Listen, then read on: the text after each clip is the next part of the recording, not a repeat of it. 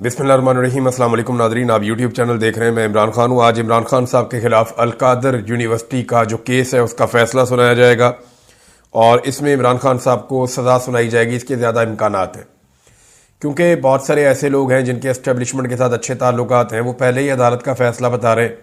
हालांकि अदालत का जो फ़ैसला है वो सिर्फ जज को पता होना चाहिए फ़ैसला होने से पहले, लेकिन यहाँ पे जो है लोग अंदाजे भी लगा लेते हैं। अंदाज़ों के अलावा वैसे भी सबको पता है कि इमरान खान साहब को लंबे अरसे से विक्टिमाइज़ किया जा रहा है, उन्हें बेगुनाह सज़ाएं दी गई हैं और जितने भी फैसले आए अदालतों की जानिब से, जेल के अंदर जो ट्रायल हुए वो सारे इमरान खान साहब के ख़िलाफ़ आए।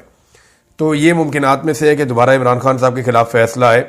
उनकी बहन ने कहा जी हम तो दुआ कर रहे हैं कि इमरान खान के ख़िलाफ़ फ़ैसला आए ताकि हम फटाफट जो अगली अदालत में जाएं और मुंह काला हो जिन लोगों ने इमरान खान के ऊपर ये गंदा केस बनाया उनका भी।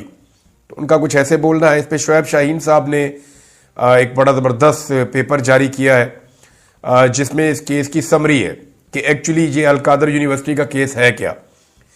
अगर इसको सिंपल करना है तो इसमें 4 चीज़ें हैं जिसके बारे में उन्होंने कहा, और असल सवाल के बारे में उन्होंने कहा कि वो भी इसमें एक है जिसका पता चलना चाहिए। एक, उन्होंने कहा कि हुसैन नवाज को 190 मिलियन की अदायगी। इसका पहला नुक्ता यह है कि नवाज शरीफ के बेटे ने लंदन में 9 अरब रुपए का फ्लैट मलिक रियाज के बेटे की कंपनी को 18 अरब रुपए में बेचा। नंबर 2 नुक्ता वो ये बता रहे हैं कि नेशनल क्राइम एजेंसी ने इस रकम को जब्त कर लिया, ये कहते हुए कि जी इतने पैसों में क्यों आपने बेच दिया और खरीद लिया, यानी ये इतने का तो है ही नहीं ये अपार्टमेंट। वो तो फिर सौदा वहीं पे हो गया। लेकिन एनसीए ने मुश्तबा ट्रांजैक्शन पर कार्रवाई का आगाज किया और एनसीए ने ही इनसे सवाल किया कि यह जायदाद दुगनी कीमत पर क्यों फरोख्त की गई। फिर तीसरा मरला यह है कि रकम की पाकिस्तान में मुंतकली। उन्होंने कहा जी रकम सुप्रीम कोर्ट ऑफ पाकिस्तान के अकाउंट में मलिक रियाज ने जो बैरिया टाउन कराची के हवाले से जुर्माने की अदायगी करनी थी उसमें यह रकम वापस ला के पाकिस्तान में जमा करवा दी गई। और इसमें एनसीए का और मलिक रियाज का एक मुआहदा हुआ था कि इसको खुफिया रखा जाएगा और इस शर्त के ऊपर यह रकम पाकिस्तान को देने का फैसला किया गया।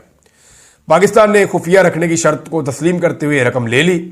अगर तो यह फैसला गलत था पाकिस्तान की काबीना का, तो पूरी कैबिनेट का फैसला गलत था, पूरी काबीना अंदर होनी चाहिए। इमरान खान अकेले के खिलाफ जज फैसला नहीं दे सकता। नंबर 2, अगर यह फैसला गलत था तो उसके बाद शहबाज शरीफ ने काबीना बनाई, फैसले को रिवर्स नहीं किया। बाद में एक निगरान काबीना बनाई गई, फैसला रिवर्स नहीं हुआ। अभी फिर शहबाज शरीफ ने काबीना बनाई, फिर फैसला रिवर्स नहीं हुआ। तो यह भी उतने ही कसूरवार है। फिर आखिरी नुक्ता उन्होंने लिखा कि अलकादर ट्रस्ट को जमीन, यानी मलिक रियाज ने सीरत नबी सल्लल्लाहु अलैहि वसल्लम अलकादर ट्रस्ट के लिए 458 कनाल जमीन अतलिया की। अलकादर ट्रस्ट मंसूबा, यह रकम पाकिस्तान आने से 1 साल पहले शुरू हो चुका था, यानी यह रकम बाद में आई 1 साल बाद, यह केस ही 1 साल बाद हुआ। लेकिन ये जो मंसूबा है अलकादर ट्रस्ट यूनिवर्सिटी वाला, ये 1 साल पहले का है।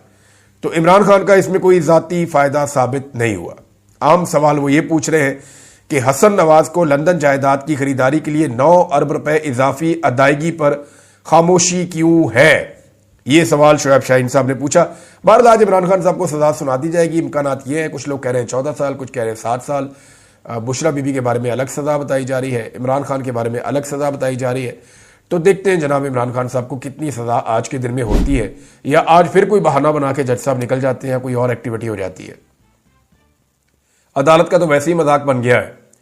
अगर आज भी ये फैसला ना सुनाया गया तो अदालत का मजीद मजाक बनेगा और पाकिस्तान की अदालतों की जग हंसाई होगी, और तो कुछ नहीं होगा। इमरान खान साहब ने जो स्टेटमेंट दिया वो बड़ा अहम है। इमरान खान साहब क्या कहते हैं, मैं आपको स्टेटमेंट पढ़ के सुना देता हूं उनका। और ये 2 जगह पे उनके स्टेटमेंट है। एक को तो खुद इमरान खान साहब के ट्विटर अकाउंट से ट्वीट किया गया, एक्स के ऊपर उसको पोस्ट करके डाला गया। ये बयान है जी, अलकादर ट्रस्ट के भोंडे केस में मेरे खिलाफ फैसला देकर पूरी दुनिया में अपना मजाक बनवाएंगे और अपना मुंह मजीद काला करेंगे। मुझे एक ऐसे मुकदमे में सजा देने जा रहे हैं जिससे मुझे 1 टके का फायदा नहीं हुआ, ना ही हुकूमत को 1 टके का कोई फायदा हुआ। इस मुकदमे में असल सजा तो नवाज शरीफ की बनती है जिसने 9 अरब रुपए रिश्वत की मद में हासिल किए। नवाज शरीफ और जरदारी पर मेफेयर अपार्टमेंट की तर्ज के बेशुमार मुकदमात हैं। ये वो अफराद हैं जिन्होंने तोशा खाने से महंगे तरीन गाड़ियां खिलाफ कानून हासिल की। ان پر موجود تمام مقدمات اوپن اینڈ شٹ کیسز ہیں، لیکن ان کو معاف کر کے مقدمات کو صرف اس لیے ختم کر دیا گیا کیونکہ انہوں نے ڈیل قبول کر لی۔ اس کیس میں نواز شریف سے 9 ارب روپے کا حساب مانگنا بنتا ہے۔ Bushra Bibi Al-Qadir trust case میں بالکل بے قصور ہیں، ان کو کیس میں شامل کرنے کا واحد مقصد مجھ پر دباؤ بڑھانا تھا۔ اس سے پہلے بھی بشرا بی بی کو 9 مہینے بے گناہ جیل میں رکھا گیا ہے۔ دنیا میں کبھی کوئی شخص جسے معلوم ہو کہ وہ بددیانتی کر رہا ہے نیوٹرل امپائر نہیں لگاتا۔ میں نے کرکٹ میں نیوٹرل امپائر کا رواج قائم کیا تھا اور اب بھی کہتا ہوں کہ 9 مئی اور 26 نومبر کے واقعات پر ایک جوڈیشل کمیشن قائم کیا جائے جو بالکل نیوٹرل ہو اور شفافیت پر مبنی فیصلہ دے۔ حکومت اس مطالبے سے اسی لیے رائے فرار اختیار کر رہی ہے کیونکہ وہ بددیانت ہے۔ ہم جسٹس امین الدین آئینی بینچ کے سربراہ کو بھی خط تحریر کریں گے کہ ہمارے خلاف ہونے والی انسانی حقوق کی خلاف ورزیوں کی پٹیشن سنیں۔ ہمارے جو بے قصور لوگ ملٹری تحویل میں ہیں ان کو بدترین ذہنی اور جسمانی تشدد کا نشانہ بنایا گیا۔ ہمارے مقدمات کو ترجیحی بنیادوں پر سنا جائے۔ ہم نے انسانی حقوق کی عالمی تنظیموں اور اقوام متحدہ کو بھی اس سلسلے میں خط لکھنے کی تیاری مکمل کر لی ہے، کیونکہ پاکستان کی کسی بھی عدالت سے ہمیں انصاف نہیں مل رہا، تو اس لیے ہم اب جا رہے ہیں عالمی سطح پہ۔ قاضی فائد عیسیٰ اور عامر فاروق اسٹیبلشمنٹ کے اوپننگ بیسٹمنٹ کا کردار ادا کرتے ہیں۔